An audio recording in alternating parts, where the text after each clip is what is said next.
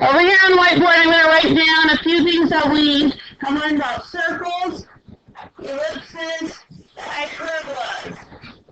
Circles, the standard form is x minus h all squared plus y minus k all squared equals the radius squared.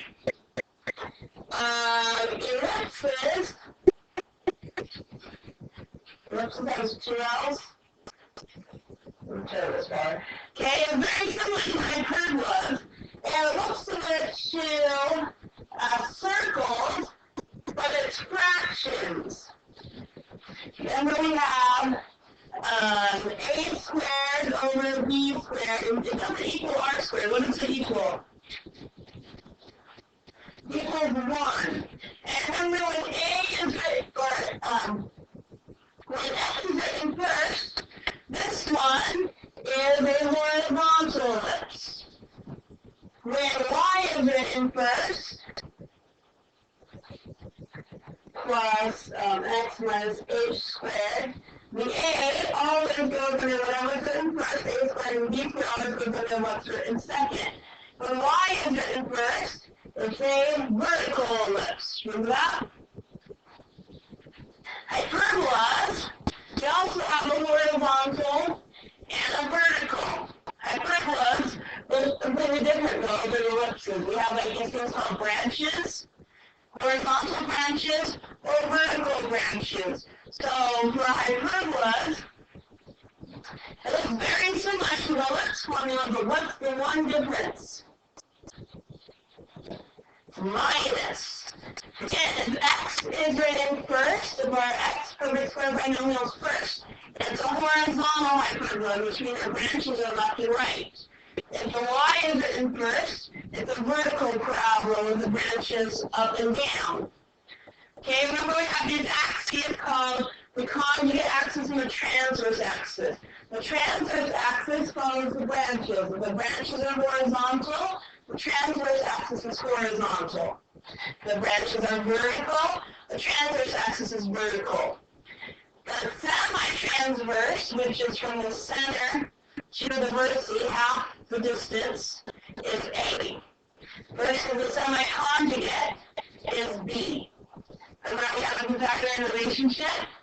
And this one actually follows a normal Pythagorean theorem. A squared plus B squared equals C squared. Okay, so, oops, there it is, right there. We're going to do our first problem now. If we write down below our vocabulary and the pictures, example 1, find the vertices of the foci of the hyperbola, then graph. And I erased the equation. So here was the equation. 4x squared minus 9y squared equals 36.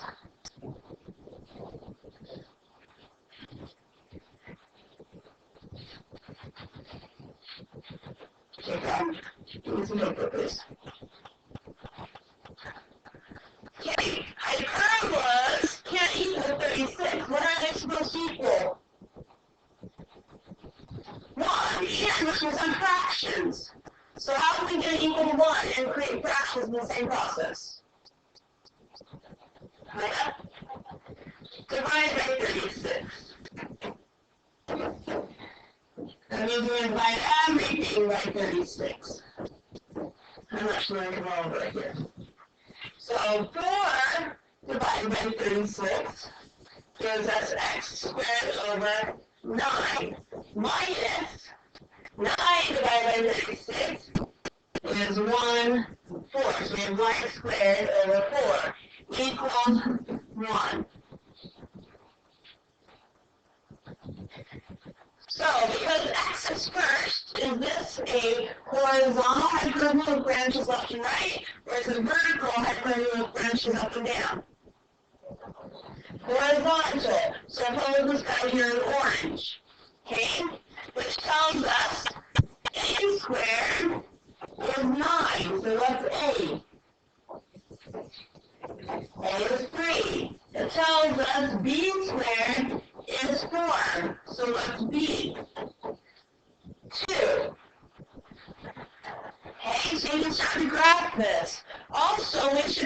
know the center. Is there extra fluff with the x and the y? Like an x minus a number squared? Or y minus a number squared? No, so what's the center? 0, 0. Since there's no parentheses with the x and the y, the center is nice and pretty, 0, 0. Now, the both side, in order to find the both side, we need to find c. So remember we followed the Pythagorean theorem, a squared plus b squared equals c squared. The both side is the point putting inside the branches of the hyperbola. So if A was 3, we do 3 squared. If B was 2, we do 2 squared equals c squared. Are we able to find c now?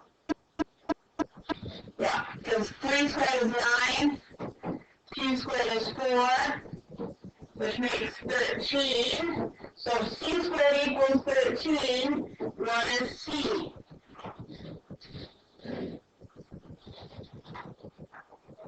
Okay, that's one of them. Square root of 13 is one of them. Plus or minus. Okay? So that's where both side will be shifting from the center. Okay, so let's start drawing a picture. On your graph paper, you need to use the edge of your calculator lid for a straight line. Black ones are your curve. Do the yellow ones, I think those are straight. Or use something else for a straight line. Okay, I will actually use my line tool.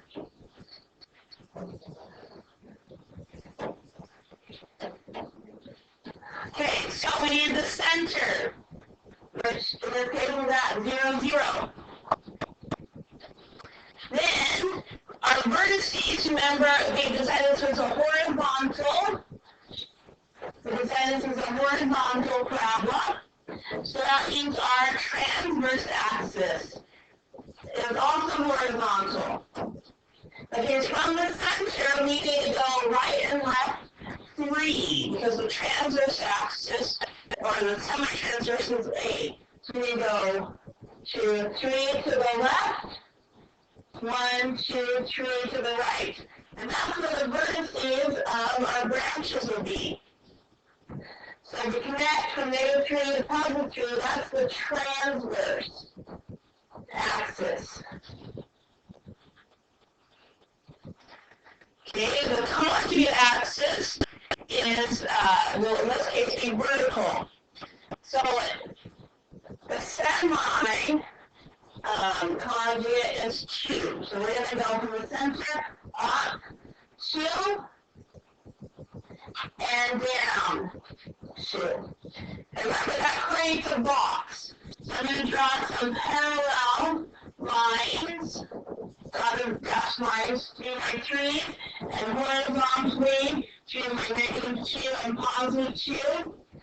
And it creates this box, which isn't actually part of the branches of the hyperbolas, but if we connect from corner to corner, this is called an asymptote. From corner to corner through the center is the diagonals or asymptotes, which the hyperbola branches get closer and closer to, but don't cross.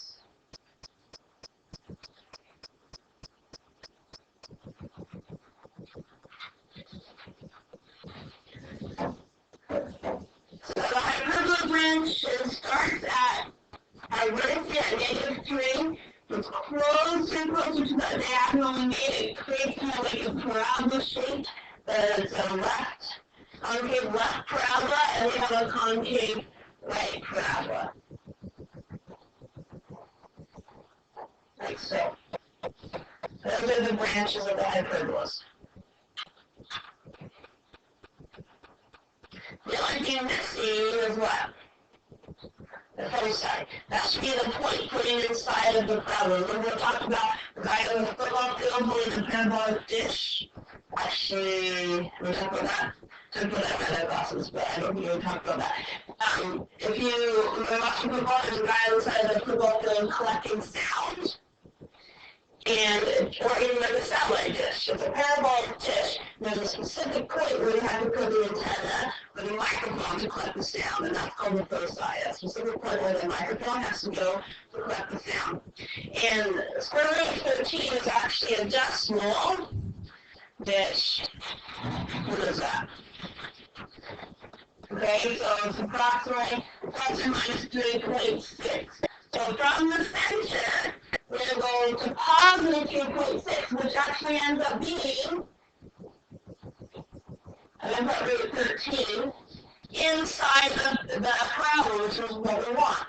From the center, we also have another one to the left at negative 3.6, and we put negative root 13, which is also, those are our foci, F1 and F2. Inside the parabolic dish. The foci should end up inside of the parabolic branches. And that's the graph. Okay? The hardest part is really finding A, B, and C. And we have that information you know, and you can start graphing it. Okay, we're going to try another one.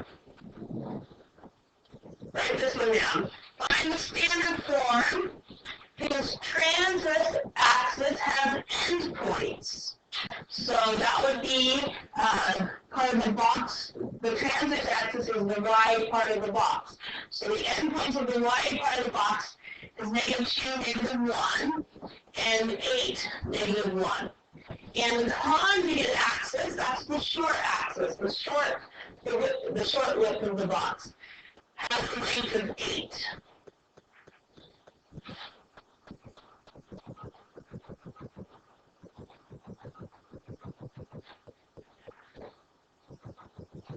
So we need to be able to figure out A, B, and C. A is the semi-transverse, B is the semi-conjugate, and C is the use of the foci.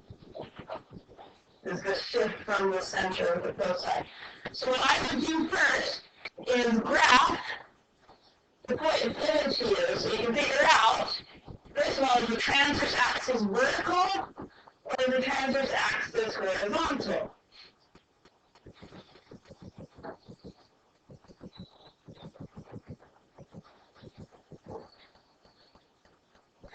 Okay. So 1, 2, 3, 4, 5.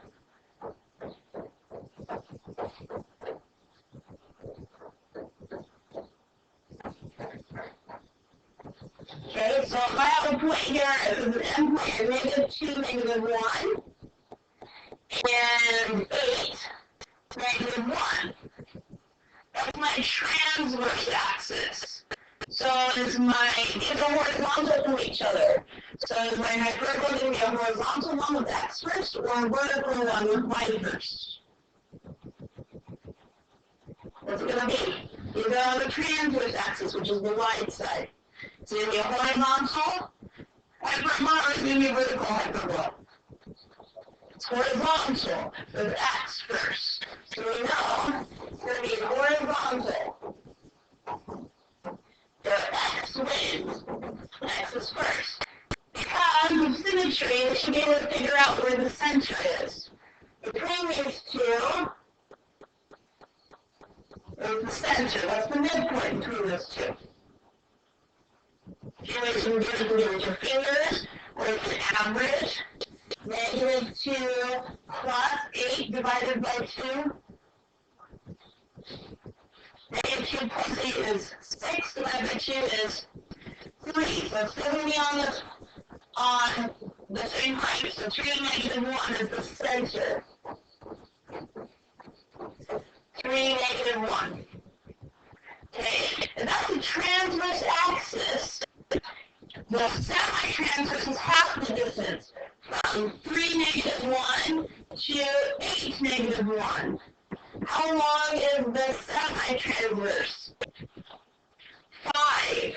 So the semi-transverse, which represents the letter A, is 5.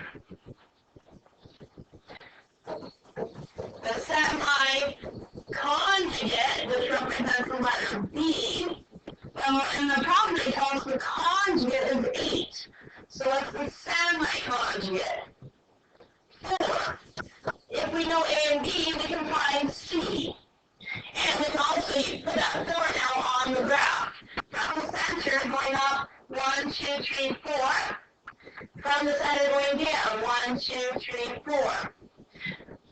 We now have the 4 points needed to make that invisible box.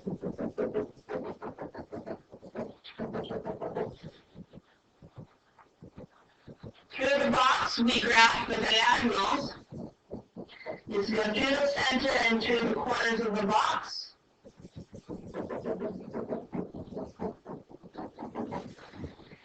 And our branches, what did we say? Were they horizontal or were they vertical? Horizontal.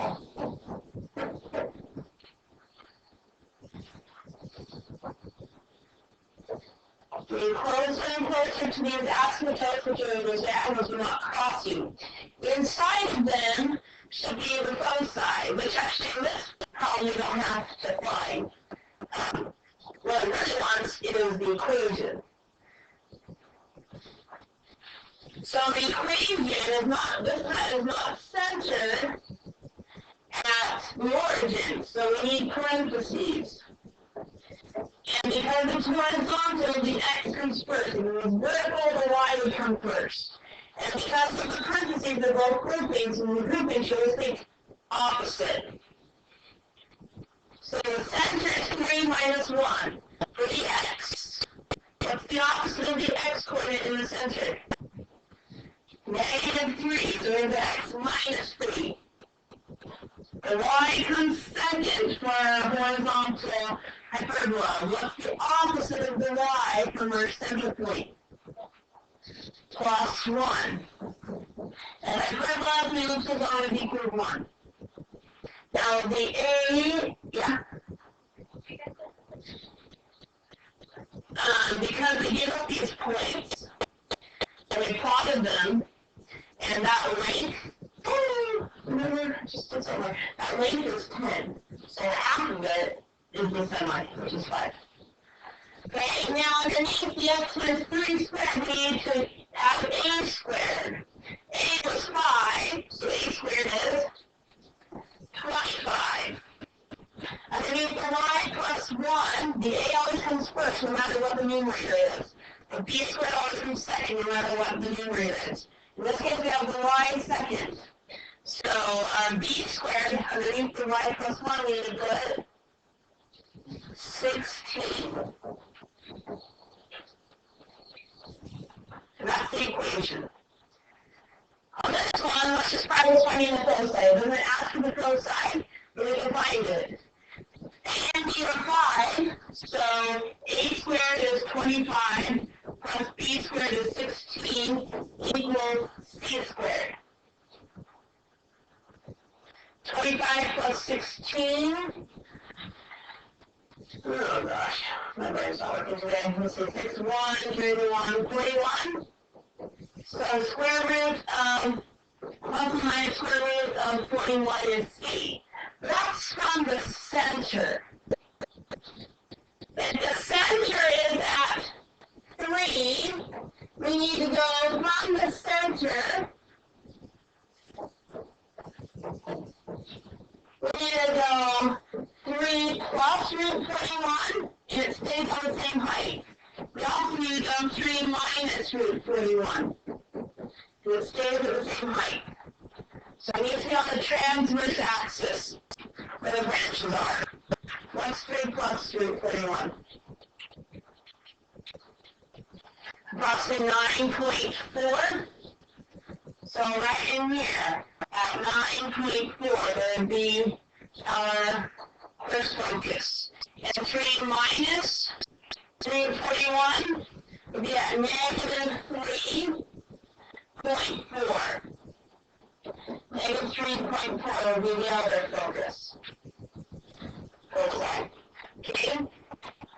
So, your homework is on Math Excel on Hyperbolas. Okay?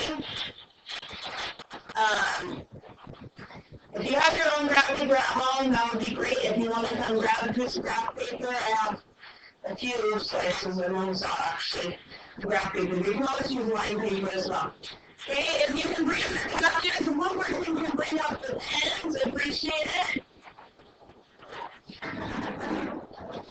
One person bring up the pens and put them out of the box.